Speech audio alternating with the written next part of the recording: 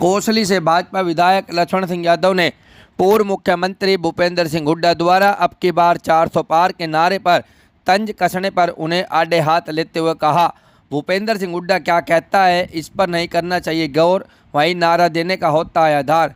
बन रहा है इस बार देश का मूड, एनडीए को मिलेगी 400 से अधिक सीटें।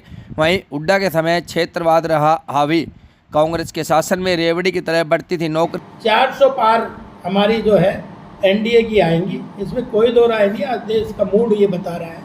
और भूपेंद्र हुड्डा का ज़माना आपने देखा, किस तरह से ठेकेदारी प्रथा चलती थी, किस तरह से सब नौकरियों में घालमेल था, आप देख रहे होंगे। और आज बिना पर्ची और बिना खर्ची के हम नौकरियां दे रहे हैं।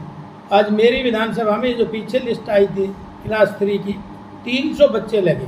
कभी जीवन में आदमी नहीं सोच सकता।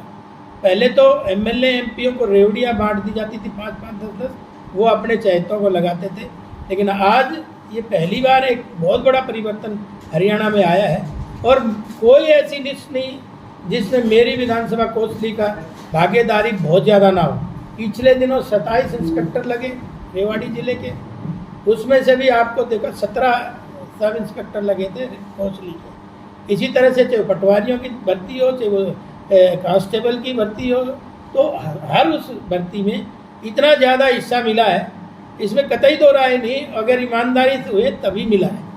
आम आदमी के घरों में, आम गरीब के घरों से HCS लगे हरियाणा प्रदेश में। पहले तो बड़ी बड़ी गाड़ियों में वाले ही लगते थे, लेकिन ये पहली बार एक ऐसा परिवर्तन इसमें देखने को मिला है। तो भूपेंद्र हुड्डा का ज़माना और हमारे ज़माने में रात और दिन का अंतर है, और आपने वो देखा भी है। और भूपेंद्र हुड्डा तो क्षेत्रवाद इतना हावी था, आपने उसको भी देखा। भाई परिक्षमन आयोग उन्होंने किया, उनके ज़माने में हुआ। हमारा कोसली, उसमें परिक्षमन आयोग में एक कानून था, भाई रोटी बेटी, भौगोलिक स्थिति, पहनावा, बोलचाल मिले, वो क्षेत्र उसके साथ जोड़ा जाए। हमें कोसली को रोहतक में जोड़ दिया, जबकि हमें महेंद्रगढ़ में लगाना चाहिए था। 2 हमारी विधानसभाएं टूटी, एक विधानसभा हमारी जाटूसाना टूटी, एक सालावास टूटी, उसमें केवल एक कोसली मिला। और आपको ताज्जुब होगा, जो आपको दिखाना चाहिए, आज झज्जर में 5 विधानसभाओं में 1,60,000 वोट है, 1,70,000 वोट है, 1,72,000 वोट है, इससे ज़्यादा नहीं है। और हमारे यहाँ 2.5 लाख एक विधानसभा में।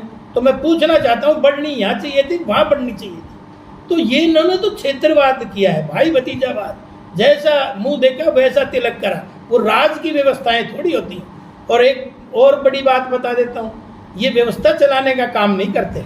इनका जब राज आता है तो धक्का पेली का काम करते हैं। और आपने देखा, आज मैं सांगी का रिकॉर्ड देख रहा था बिजली बिलों का, जो इसका गाँव है।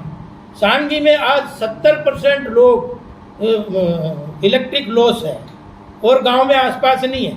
जिस गांव के ये खुद हैं, उनमें इस तरह की अव्यवस्था है, तो आने वाले समय में कौन सी व्यवस्था देना चाहेंगे? क्या सरकार कमजोर थी, वहाँ कार्रवाई नहीं कर पाई? जब दक्षिण हरियाणा की बात आती है तो बिजली मीटर उखाड़ के ले जाते हैं। क्या सरकार कमजोर थी? मुख्यमंत्री कमजोर थे? नहीं, मुख्यमंत्री कमजोर नहीं था। जहाँ जहाँ भी लाइट, हमने वहीं 24 घंटे देने का काम किया जहाँ लोग बिल भर रहे थे। हमने व्यवस्था दी, हम टकराना नहीं चाह रहे। सरकार टकराना नहीं चाहती, हर आदमी से टकराएगी तो कैसे? हमने व्यवस्था वैसी बनाई, इसलिए बहुत सारे लोग जो नहीं देते थे उन्होंने बिल भरे। एक दीपेंद्र हुड्डा का ये कहना है कि कोसली में जो सांसद हैं आपके, वो पूरी तरह से फेल रहे, IMT नहीं लेके आज के लोगों को रोजगार नहीं दे सके। तो जब वो सांसद बनेंगे, लेकिन आपके सांसद को पूरी तरह से फेल बताया उन्होंने। देखिए, IMT वो तो MP भी थे और मुख्यमंत्री भी थे। जब IIT नहीं लेके आए, IMT नहीं लेके आए,